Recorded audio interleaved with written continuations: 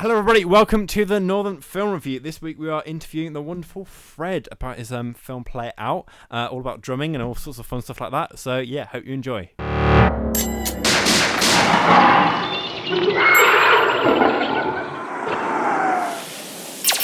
The Northern Film Review, with your hosts, Oliver Ellis and Luke Simpson. Hello everybody, how are we all? I'm good. We've got a lot of us in today. Yeah, there's a lot of us. It's very cramped in here. Yeah. I'm here for the first time. Yeah, How does it feel? Adam, you get a bit closer to the microphone. Oh, am I a bit quiet? Yes. Yeah. Quiet. I think if you want, if you want to speak, Adam, just get. Am I a bit quiet? See, the problem is that Luke moved me away from the microphone, so that's Yeah, what the issue was. Get your heads very But I close want to be- together. I want to. And like you're kissing. There you go. Nice. Now my cute. fantasies have become a reality. Anyway, so Some sort of sicker. what do you mean, some sort of sicko?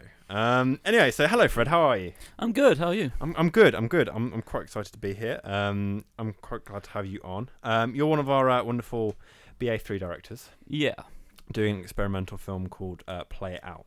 So, what's the sort of vibe with that? What's it about? Well, it's a film that explores the visual side of drumming, I guess, or the visual side of music, and also synesthesia as like a subtext. Well, actually, no, as a part of the film as well. Yeah. Okay, cool. So, what's synesthesia? Synesthesia is basically a confusion of senses. So, if someone with synesthesia was, say, to listen to some music, they could have like physical, like touch disturbances, or like visual responses instead of auditory responses. Okay. If that makes sense. Yeah, no. Is Yeah. it like the deaf father in Baby Driver? Is it kind of similar to that, where he feels the speaker? Yeah, so It's like he could completely like Yeah. feel the speaker. But I don't know if that would class as synesthesia, but like Beethoven did it as well. Like he'd use the vibrations, I think, to like Yeah. listen to his There music. was like a deaf person on like a talent show, and she was completely deaf, but she took her shoes off and she used the vibrations to feel Yeah, the yeah. sound in the pitch and stuff. Yeah, but it's also like it's classed as a condition. Like there's this drummer called, I believe it's Michael Rodriguez, I think, or something Rodriguez, Kaz Rodriguez. There we go. And he hits each individual different part of the drum kit, and he sees a different color. That's So- cool. Which is really that's when I first ever heard of synesthesia as Yeah. like a thing, and I was like, whoa, that's pretty cool. Yeah. Do you have it? Do you There have was- it? There was a I kind of like not visions, I guess a little bit, but not to the extent that Kaz Rodriguez could explain it, because he was literally standing there and he was just going, yeah, that's yellow, that's red, that's green, that's whatever color that is, and it's kind of like you're sitting there like, whoa, that's nuts and nuts, like, because he's just playing all these like really interesting rhythms. So I don't know what he must be seeing. He must be having like a full-on light show going on in his head or something. There was a woman on the London 2012 Olympics opening ceremony, and she was completely deaf, and she was a drummer, and there was like loads of drums, and she used that as a pitch. Oh, that's pretty That's quite cool. cool. So Yeah. that's a Was that's this a like good to check the out. idea from the Rodriguez guy? Was he your inspiration to make this film? Oh, so Or did you- How did you come up with your idea to make this film? So,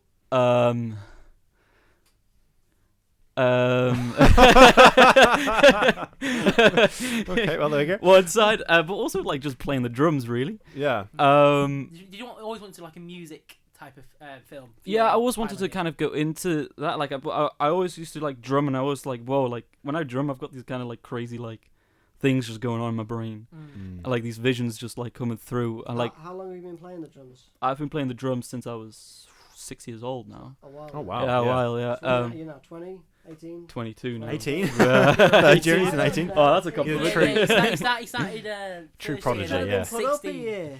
Yeah. Yeah, I'm 22 now, so I've drummed quite a while. Yeah. But yeah, Kaz Rodriguez. That's the first time I ever heard of synesthesia. And like, I saw him live at the London Drum Show, so that's how nerdy I am about drums. Oh, wow. So, and when he was just playing like these really cool rhythms live, he was being like kind of chaperoned by this drummer. I can't remember his name, but he drummed for Ariana Grande and stuff. He was like pretty big. He's really good. And it was like really bloody cool, like just to like hear him play this, and then for him to explain that, and I couldn't wrap my head around it. So hence why this kind of film came about because when I started like more and more realizing this kind of stuff, Play It Out kind of came out of that. And it's also not just about synesthesia though, it's also about the visual side of drumming and the emotional response of playing music and how you can use it to deal with stuff as well. So yeah, that's quite cool. It's more of an experimental film as well, isn't it? yeah, it's an experimental film. Yeah. It's not really like, because I think all the experimental films so far are like kind of not really like super sort of story orientated, but more for like in the visuals, in the vibes of it all, isn't it? Yeah. So my film is kind of like I don't know how to describe it, but it's just kind of like just trying it. Like I don't know, kind of like I wrote the visuals before I wrote before the music was written for this film. Oh, that's cool. So it's an original track then. There's an original track, yeah. I mean, I can throw it at you guys to have a listen Are to. you the drummer on that track? No, I'm not. So the guy who drummed on the track is a guy called Connor Maggi, and he's a jazz drummer. Oh, and cool, I made him play heavy metal / hard rock / like kind of experimental stuff, which was outside of his comfort zone. And it was great because what I got back was this kind of really like heavy hitting but also tentative music, which is really, really cool. Did he write it or did you write the song? So I wrote so I didn't write it. I kind of like directed it. No, but I had two guys, Tom Basri and John Churlish, who are really cool music guys who wrote the film with me, the music with me, and I kind of went to them, right, this is the kind of vibe for each part of this film, and I sent them, and it was kind of like a radar, like you wait for a response back, like a ping back. And then I got stuff back, and I was like, okay, this is pretty cool, and this needs to go in this direction a bit more, this needs to be a bit more, needs a bit more kick, or this needs a bit more laid back, a bit more quiet. And then they do that, and then we just kind of build up on that, and it'd be like an iterative process until we had like a full-on, fleshed-out song, which we were really happy with. So, for your film in general, is there no spoken words? Is it like just full of drums and just music? You're telling the story through that's cool, the music then? Yeah, the entire thing is just music. Yeah. There's a beginning section, and at the end there is no music. There's when we're in the kind of quote-unquote real world. Though I might be scrapping that. I'm just chucking it out and just being that. Let's just get the drums. That's the point of experimental, isn't it? To try and test everything. Yeah, that's what I quickly realised is that how quickly I've kind of abandoned my storyboarding. I was just like, this ain't that kind of film where you can kind of plan it all, which is how I usually like kind of write my films. Is like I write my script and then I kind of like how anyone writes a script, storyboard it, and then I kind of didn't do that with this film. So what would differentiate your film from, like, say, a music video of somebody drumming? How would that differentiate? So I guess I'm trying to kind of tackle the visual side of music right with this film, and how do I kind of, and that's a good question I keep also asking myself in post, how do I do this? And one of the ways of doing it is kind of like music is in our nature, so I'm connecting music and drumming to nature and not just to synesthesia. And so that way I can kind of create something that isn't just drums and isn't just a music video of a guy playing the drums for 6 minutes, right? Which would be cool for me, but for like me trying to show an audience what synesthesia and the visual side of music is all about wouldn't be that cool. It's finding that right balance between music video and the story and drumming and. Well, I think even if it was a music video, it'd still work, wouldn't it? It's still like experimental, and lots of music videos are experimental. I think music videos class as experimental. Music videos tell a story at the end of the day, don't they? Yeah. I think some of them don't.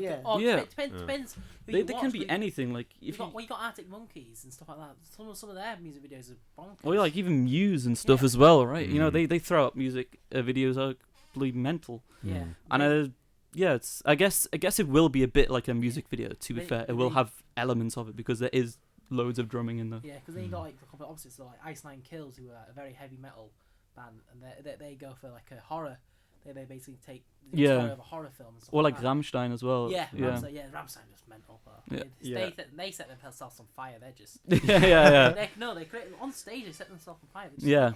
So it's quite a crazy concept for a film, and like many of us, like myself, we pitched. So how did you pitch that as a film?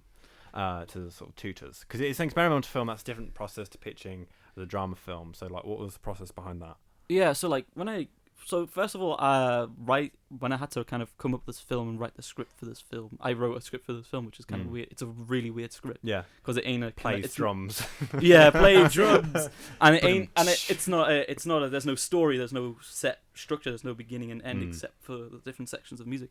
But so I kind of like took an original idea I had that explored synesthesia as a documentary idea, and I kind of took what I like researched from that and kind of took that knowledge, wrote my script, and then made a pitch for. Is that? Shit, it's making a weird noise. Yeah. It's making it's very broken. Anyway, sorry, carry on. Yeah. And where was I? I was talking about. Yeah, talking how I in first year I was planning on writing a documentary kind of about drumming again, and about my drum teacher and about synesthesia, and I kind of took that idea, kind of just tore it to shreds, and took the kind of just the visual side of drumming and the experimental side of that.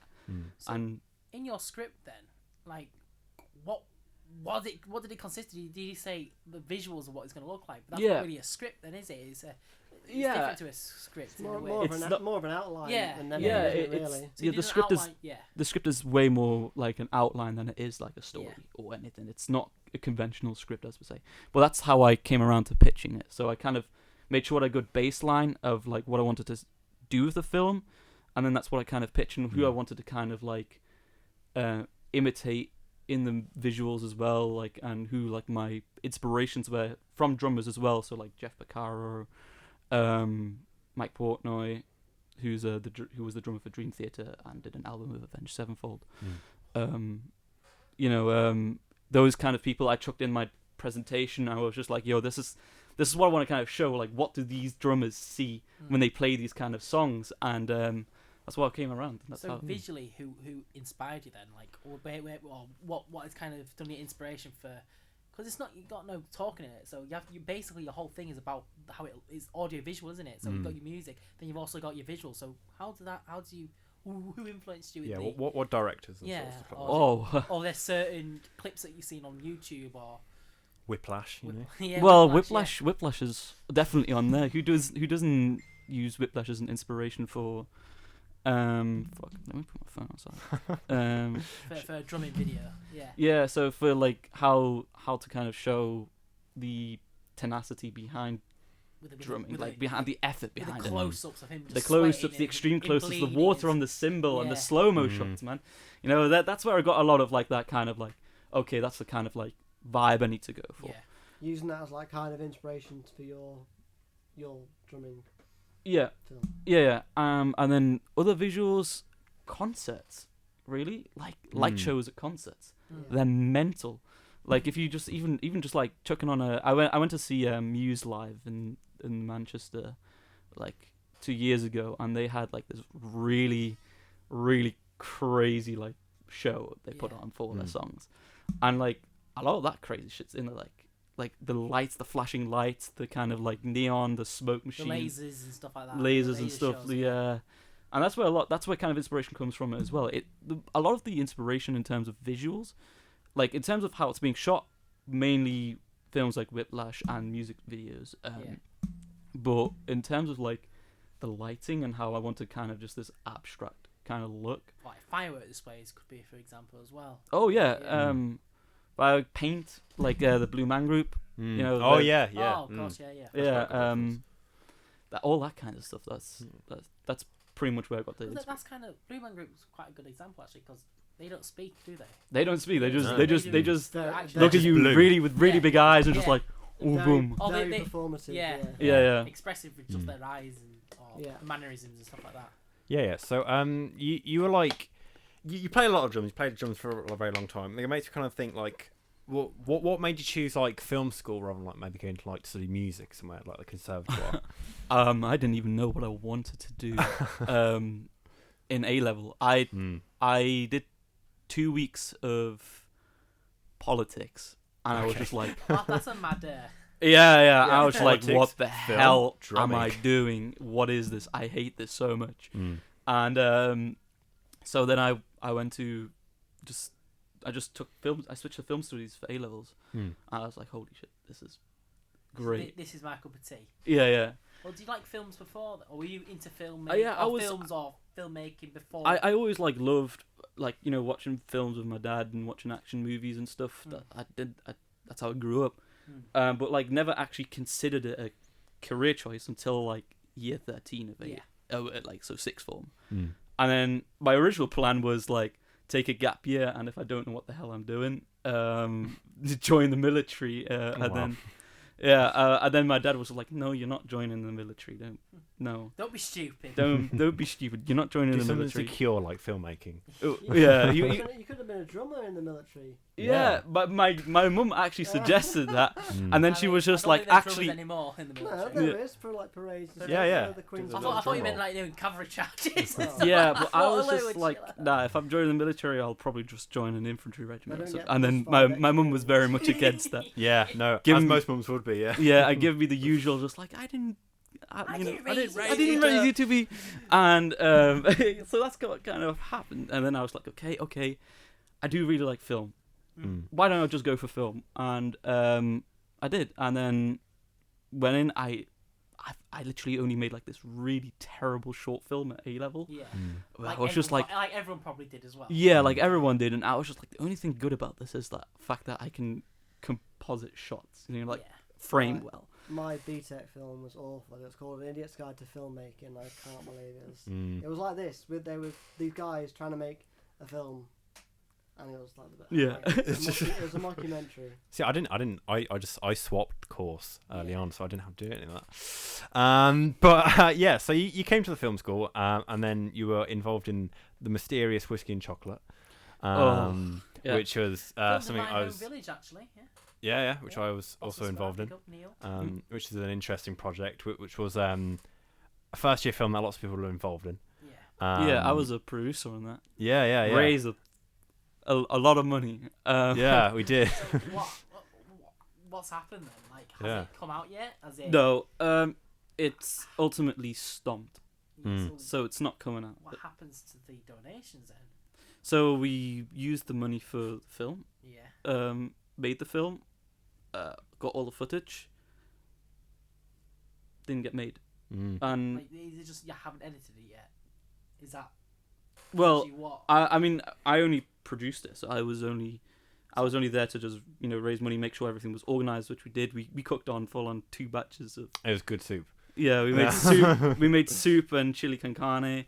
Yeah. We made sure the crew was all well fed. We organized it all from just pre-production all the way through to production, and then post-production kind of fell apart. Not only because of COVID, but also because I think we had a coverage issue. I don't think we shot enough, and that's. How many days did you shoot for? Do you know? We shot over a weekend. We shot 3 days. Yeah. So so Jack, the director, said he'd probably try and edit an experimental version of it. That's the last I've ever heard of it. So do you know, if someone donated, to this project, expecting it to be made, do you know, yeah. I suppose that's the thing with Kickstarter, though. Or something like that? Yeah. No, I think you're expected for it to fail. There's always a risk that a film doesn't get made. There's a lot of films that just don't get made or that just get stomped. But it was kind of frustrating not seeing the film get made because we invested a lot of time into it, and then it's now just kind of not been made. So carrying on from that sort of career through the film school. So and in second year, did you direct or produce or? I know you specialise in directing and producing. So I wrote, directed, I co-wrote, co-directed, and co-produced a film. Wow. Yeah, so a lot of co's, a lot of co's. I was involved across the board, but always reliant on someone, which was a blessing and a curse. Because if someone wasn't there, and they were meant to have done some sort of work for a pre-production meeting, or they didn't even show up to the pre-production meeting, you'd have an issue there because you'd be like, okay, I've done this. Now I need to discuss this with you, figure out, boom, develop, iterate, become better, and that kind of didn't quite happen because yes, you're doing all these things, but it means you don't also have like 8 hands. You can't do everything at once at the same time. I mean, there's people out there who can do that, like Ridley Scott, for example, produces and directs. Absolutely mental. Yeah. To do that. So some people acting on but he set as also well. like, but if you look at the credits, he always has like assistants and everything. He's got money to throw at these things. You don't know how much work they're doing. That's the thing. Like they could be an exec, but not do much. They could just be a credit. Just like a name to put on a credit. They could write it and they could say, "Oh, I want to be executive producer," and it could be in their contract. And they're executive producers. It's a lot of like Margot Robbie and stuff. yeah, exactly. Films. Yeah. Tom Hanks and They're executive producers, them but kind they of just To be fair though, Tom Hanks, he did do a lot, bro. Like a producer. He did like Pacific and he did Band of Brothers. When you think of producer, you think all the paperwork and the location agreements. When it's just putting your name on something, it can be anyone. I want to put my name on your documentary. So yeah, it was Dilation, wasn't it, or was that the film? What was the name of your second year film? Exigency. Yeah. The one that where everybody was just like exigency. The gas mask. Oh, one. Yeah, it's a gas mask one.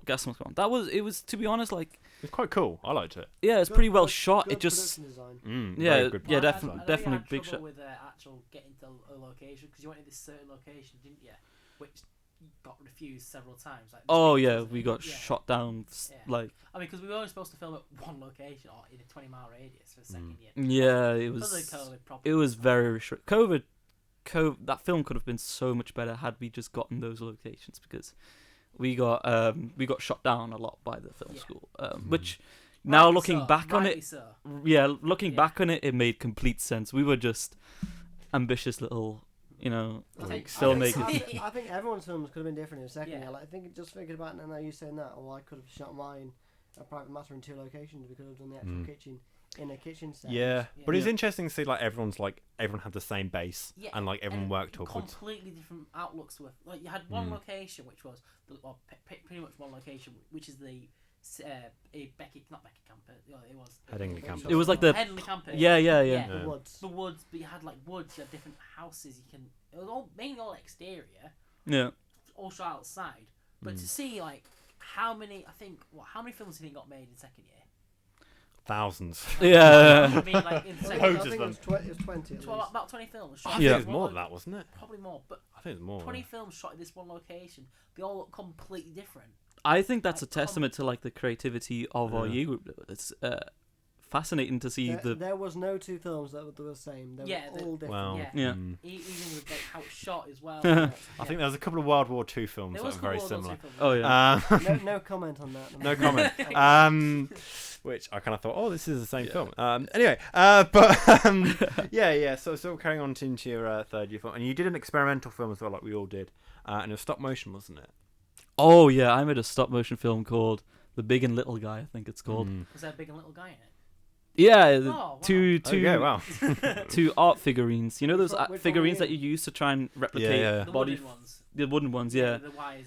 Yeah. And it was quite funny. So I shot that throughout a day, and I was running out of time towards the end of the day, and you can see it in the film where I was not taking enough pictures, so the film at the very end just becomes really short, and I'm just like, how do I make this longer? Tried to make it longer in post, and that doesn't work. So to do that, because there are different ways to use stop motion, isn't there? Really.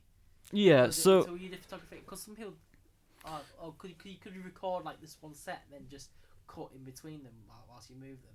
Like so you just have this one recording, or do you have to like take photos to be classed as stop motion?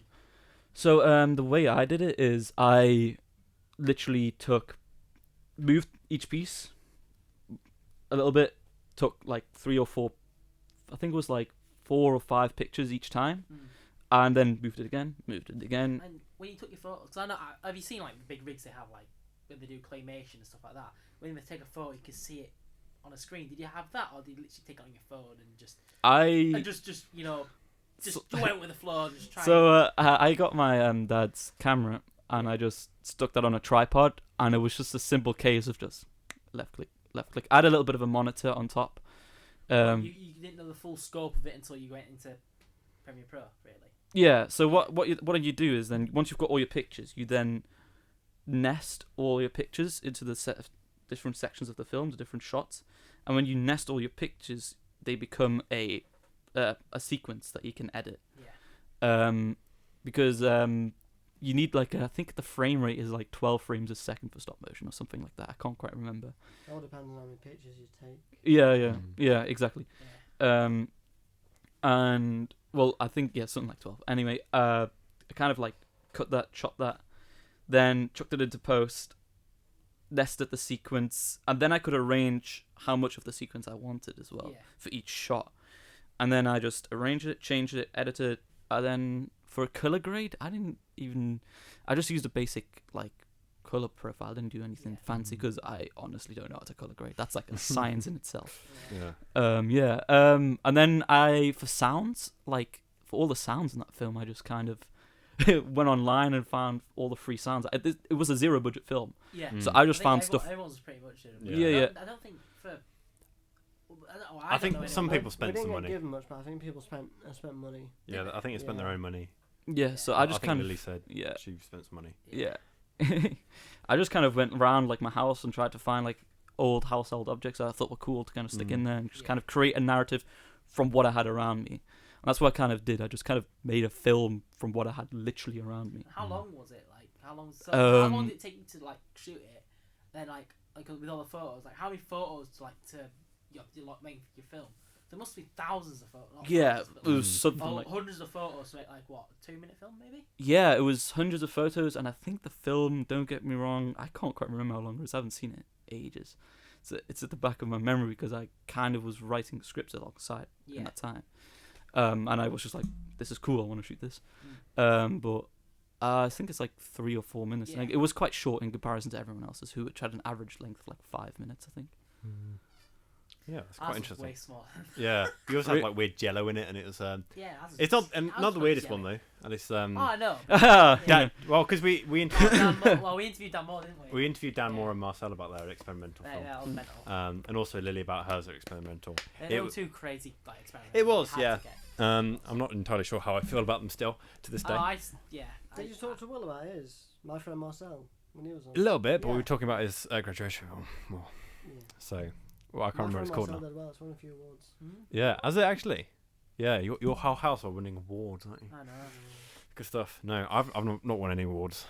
Have you won any awards? I haven't put my films into any festival submissions. Have you not? Award, though, No. Haven't we? Yeah, our podcast has been nominated for an award. Yeah, We didn't win. yeah, I don't. Yeah. I think the film festival circuit. We've had podcasts about this before. Like, I think it's a bit sort of exploitative. Yeah. Not really a big fan. Just spending money to get given a nice email saying you won an award. Sorry, Adam. But I actually got a trophy for How that. much like how many festivals did you put it in though? Like 12, And how much that cost? like 20 quid. Really? Did it? What? Oh, No. But Maybe I should just chuck some of my Yeah, films yeah, in a okay. festival. I thought it was like. I thought it was like an 100 quid. expensive business. That's why I never Yeah. did it. What I won was free, and I got a £50 Amazon voucher, a trophy, and a certificate. And I wanna do that. Masterclass. I thought like entering like festivals like 100 quid a Yeah. go. Well, that's what. It depends. That's It all probably lectures depends on the scale, right? Yeah. It It's was all a small, lectures it was a the small same. festival. But I think there's 500 people in your position and you've won. Yeah, it's like one of my films are like they've fundraised like £500 to £1,000 like film festivals. So Yeah. I'm doing that for Play It Out. I'm raising separate money just for. I think it's a good film festival film, Play It Out, because I think it's It's unique. it's unique and short. I've seen nothing like it. And I think Wait until I've edited it. You know. but there's like a lot of music themed film festivals, and it could be played at music festivals. Yeah, and they also Yeah. got short film festivals as well, especially York Yeah. Aesthetica, which has many different types of genres within that. Yeah. Well, you got to think with film festivals, like picking a specific like type. So like it could be a feminist film, it could be a black film, or it could be a queer film, and then finding those sort of like niches and sort of like presenting to like. Which one do you think is more likely to win? Yeah. I think you've got to find the right festival for your film. There's no point just entering. I mean, Yeah, it's good to enter films that are local to you. Yeah, it's not like gonna go Sundance or whatever. Yeah. Yeah. No. It'd be cool if I won it, Oh, but God. Yeah, You've got at the end of the day, you've got to be reasonable and. Yeah, you got to find the ones that Stay grounded. really play into the kind of like Play It Out, like Yeah. into that kind of niche genre. Because like when I got the drummer in, we had to get in a drummer at short notice. We went for like 7 different drummers. Oh my god. Oh, Like we were like, okay, so you can make the film dates, and then they go, oh yeah. Oh, then 2 days later, no. And then 2 days before, 3 days before the filming, the actor goes, or the drummer goes, oh, sorry, I can't make it. I think it was 3 days. I Maybe thought 4. drummers would be all really reliable because it's all about timing, drumming, isn't it? Really? All right, Adam, you're off the podcast. Anyway, yeah, no, that's quite. Yeah, that happens a lot with the films. Is sort of people dropping out at very early. And again with Adam films, who one of the that's all actors about got being a COVID. drummer. It's all about timing, isn't it? Yeah. Amazing. All right, yeah, that's what I'm gonna do. I'm gonna cut your joke out, Adam, and then put Luke's in place. Can you believe it, ladies and gentlemen? Can you believe it? But I'm just yeah, coming no, to that's these. quite interesting. So we also ask people what they're going to do after uni, because that's quite an interesting one. We've had quite a little, quite a few answers to this of like being runners on films, working at a cinema or like Thailand.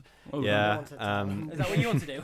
Yeah, Adam's going to go to Thailand and for various reasons. So Fred, what do you want to do? I knew he was gonna say that. I know exactly what he's thinking. I think I know what you want as well. What do you want to do? No, I can't. Please don't say Thailand. No, what do I want to do for... So, like, my current plan is to keep writing short films. Okay. Keep making short films. Keep winning festivals when I actually decide to enter my films into festivals. Once you've edited them as well. Yeah, once I've edited them, obviously, yeah. Yeah. And then on the side also go and become a production assistant or locations assistant just on the side to just get some experience on... So you say you want to keep writing short films. Are you wanting to make them, or are you just going to sell them off to people? Or keep some that you think is write direct, sell off, write Produce. for my mates, and then see that film get made. Just write stuff I like, really. Yeah, I'm currently writing one right now, actually, called IKP Magazine, which is about a journalist. Or a podcaster. Or a doctor. Yeah, or a doctor if you ever need a doctor. It's like those press junket interviews that films have, like big blockbuster films, and they're like it's like it's very tight schedule. It's one in, one out. Yeah, and it feels like really, glorious, but it's a really, it's like a dark comedy where it's such a dumb idea. I don't know why I wrote it, but basically the journalist is a psychopath who's figured out that the actor killed another famous actor in order to get the role for the film, for the main role for the film. Oh wow. There's currently lots of stuff going around us. There's a dog barking outside. Yeah. Was that a dog? Yeah, that's a bit weird. I've seen a couple of dogs on campus today, but yeah, that's quite interesting. I think what some other people have like suggested is like fundraising for a short film and like directing that. Will after Soft uni. wanted to.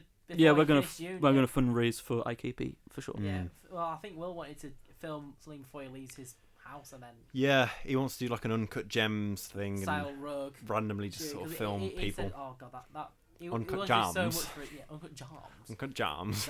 I think he wants to redo Jessica, but in a more a guerrilla style, literally, which we spoke about, which wouldn't have gone to plan. Yeah. You spoiling the fun. Well, I'm just doing my job. Adam always spoils the fun. I'm planning to shoot IKP before we leave uni, so. Oh, that's cool because then you can get the equipment. Then, couldn't Yeah, you? I want to shoot. I want to shoot on F55 and use the edit suites as well. And use the edit suites as well. Yeah. Photo And then rooms. after that, in the summer, I've got another short film planned, which I want to shoot in the lakes or in Germany. I don't know quite. Lake okay. District's lovely though. What? The Lake District. Yeah, lakes. Yeah, Lake Is District. that where you're based, Lake District? I'm based in Liverpool, so Liverpool. so it's not too far away It's from not it. too It's bad, like yeah, but yeah. my sister's based in Lancaster, so I could probably get away with just driving north for a Yeah, bit. not too bad. And then being like, "Hey sis, can I like bugger yours for a bit?" That's what you've got to do though. That's hard to Yeah. You've got to do it. You know. Yeah. Beggars can't be choosers. Yeah. Make Yeah. friends with everyone. Or I shoot in Germany and I raise money again and fly people over to Germany, which would be hella cool because the location there is so good. And especially with a kind of like a 16mm kind of vibe, shooting on Black Magic, you'd be very mobile and you get like a really good film out of it. Yeah, that'd be quite fun. I A lot like of the money, idea of though. going A lot abroad. of money. If you're bringing people from England to go or wherever, Or just get a German actor. plane tickets and stuff like that. Yeah, that it costs. It will add up. But my plan is just to get literally not even 2 or 3 people over, and then doing German casting in Germany. Yeah. Depends Well, on are you fluent in German? Yeah, Yeah. yeah. Depends how long you're there for and like where you're gonna stay and stuff. Yeah, because you've got hostels. Don't go to hostels because you'll die. Well, yeah. I've got don't family. put your I've camera got in family there. in Yeah. Germany, so we've got a place to stay Oh, nice. close by to location as well. Nice. So it'd be a case of just getting my HODs over. Where is this said location then? Oh, it's in northwest Germany, just north of Hanover. It's like a place called the Lüneburger Heide, Yeah. which is like Yeah, of course. Explain. it's like this nature, I guess nature reserve, I guess you could call it. But it's basically just like these really big, massive forest and lavender fields. Oh, that's cool. It's really So- cool. Berlin, how far is it from Berlin? That's all I know in Germany. Oh, How far is it from Berghain? It's And about you go 3 down? hours, I think, Yeah. driving. So It's not that far. Germany's a big place. I know. It's Yeah, really it's hard. quite big, and 3 hours away from Berlin. It's not Used really to be bigger. by Berlin. I also wanted to Oh, shoot a can't film in say that, Berlin as can't well. say Yeah, that. yeah. No, that'd be Berlin cool. is so good to shoot films in because it's I really want to go to Berlin just for the history and stuff. Oh, Yeah. crazy. cool. It's really good. Yeah, I'm writing my dissertation on a World War II sitcom set in Germany. What sitcom is it? Hogan's Heroes. Yeah, I know what that is. You No.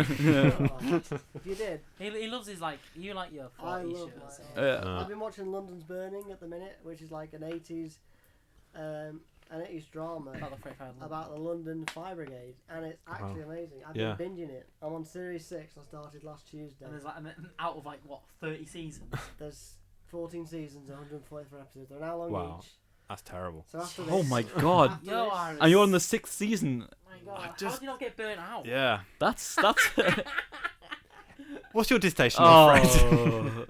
my dissertation. Yeah. My dissertation's on Cold War filmmaking in Germany. Wow, there we go. That's an interesting story. Actually. It's about the influence of ideology and the ideological conflict during the Cold War and the effect it had on Germany, because obviously Germany at the time was split in two. You had East and West, and they were both very different systems, political systems. One was, One was you know, communist and one wasn't. one was One was- authoritarian Yeah. communism as well, so like very suppressive, Yeah. and the other one was democracy and That was What, a your share. chair? That was a share. yeah. Sorry, Karen. Hope that got picked up on the microphone. Yeah, no, dissertations are fun. Definitely doing all stuff on that at the moment. Yeah. Have you started it? I've started mine, but Oh, I'll there's tell you no- what, man. It's a lot of research, and you're just sitting there like, "All right, I'm going to do some work." Yeah. 15 minutes later. I say that. I Oh, got TikTok, yeah. Yeah, yeah. Who's That's- who's I just just posted on been Insta? I've just been Yeah. watching Edgar Wright films over and over again for mine. Just because that's what I'm doing. Yeah. I fucking love Edgar Wright. I'm doing how Edgar Wright reinvented the montage. So What That did he? sounds. yeah. Yeah. Wow. pretty cool. He didn't. Sorry, the whole He was dissertation on it. nominated for BAFTAs. Like yesterday, was it? Yeah, well, Did you watch the BAFTAs? No, I didn't. But I saw him. I saw Did you Edgar win? Wright eat his chocolate No. BAFTA cake. I was gonna watch it, and then Yeah. What's the Oh, face depressing. was presenting Who it. won? Who was presenting the BAFTAs? Oh, the really Rebel- annoying Rebel Australian Wilson, woman. my Rebel- favourite. Oh, Yeah. you kidding? Oh, Rebel Rebel Wilson. Yeah, she's Yeah. blonde, and she was in She's in Bridesmaids. Grimsby. Oh, I remember she Jojo gave Rabbit. Putin the finger. That Yeah. was yeah. Yeah, I've seen that. she's incredibly annoying, and I dislike her very much. She's So great. I think she's great. So, I put it on I for thought like it was 5 hilarious. seconds. Like, Giving Putin the finger. That's fucking. Well, it was BAFTAs. Man. So who won BAFTAs? Because I'm presuming you watched it. I didn't Yeah. watch it, but I've been doing my research. Yeah. June won 5 awards. Of course it did. I think Encanto won Best Animation. Will Smith won Best Actor. Oh, for King Richard. I can't tell you the rest, but I know June won 5 and it was nominated for 7, so I think that's quite good for Yeah. Dune. June. June. Did it win Best Cinematography? Presumably. Loved you. Yeah. I haven't seen it. Good I'm scene trying to read the for book at the Batman. moment. I know Oh. No Time to Die. Yeah, I want to watch the old '80s one as well with by what was Fincher. Oh, yeah, that's mental. it was Lynch, no? David Lynch, yeah, yeah. not David Fincher, yeah. And there's a scene in the original Dune that it was sort of shot in a green screen studio. They just didn't have the budget to like get rid of the background, so they left it in this green. Like there's like part that's all in green, the green background. That's just the green screen studio because they couldn't afford to Oh my. do like the graphics and do the animation. Yeah, Background. they built a set in a stadium and then built the miniature Yeah, above it, I saw. which was like mental. It's like Do you know? Who are they? Corridor Digital. yeah, they Yeah, did the that's breakdown. what- That's yeah, why I that's got where I yeah. started from. I love It's watching men- them for the yeah, breakdowns. Ren is just like mental. What he does. Yeah. I really love Corridor Digital. Yeah. So on that note, not on that note at all. But what's your favourite film, Fred? Oh, We asked late- this to everyone. Oh, you got top 3. So Or top my three, yeah. favorite film always varies with what I've recently watched, and Da- recently Danny the Lavin Batman, the new Kung Fu one. Panda. Kung Fu Panda. Yeah, Danny Lavin said That's that. the best answer we've had all season. It is. The new So if you Batman's can top great. Kung The Fu new Panda, Batman. Yeah. if you can top Kung Fu Panda, that'd be No, great. it's the Batman. The Batman. The new Batman is probably currently my favorite film at the Mm. moment. It's Fincher-esque, and I love Fincher. So Yeah, it's it's we- if I was to describe it, it's like a it's like blend of the Zodiac. I think it's a blend of Zodiac yeah and a bit of Seven as well, really. Cause a bit of Seven, but also then just like the original the Christopher Nolan Batman trilogy. Like it's like a mixture of that. It's a really dark film. It's a really dark film, but it could have been darker. In my Well, they could have, but they wanted it to be an R-rated one, but they got to PG-13, which was a 15 in yeah. the UK. I don't Which know is how American I wanted it R-rated to be I would honest. have loved it R-rated because It would have been. It would have made it that much. that rat trap. Oh, that could have if they Yeah. full jigsaw Yeah. mode on that. We should also probably avoid spoilers, yeah. right? Oh, but honestly, Yeah. it's a brilliant film. I haven't seen it. You should watch it. Apparently, it's very long. Yeah, it's 3 hours. It's also like what's it called? What was his name? Craig. Craig David. Craig. No. No. Craig Greville Hall. Oh, he's the DOP. He did it for June. He He was DOP for June. Was he? Yeah. he was also the DOP for The King on Netflix. You know, with Timothy Chalamet. Yeah. But yeah, that DOP. Well, it's Matt Reeves who directed it, and he did like the Rise of the Planet of the Apes, so the final two, Yeah. War of the Planet of the Apes, and yeah. yeah. It was well. I feel like they could have used some wides a little bit more. It's kind of really you could like not wide wides, but like medium wides where you can like really show a lot more about the character just through the acting instead of having like everyone shot slated that Robert shows. Pattinson when he first became he got announced, but I think loads of people did. But I think he's a really good 'cause Batman. They cast him just after Good Times. Have you seen that one? Yeah. Good Time.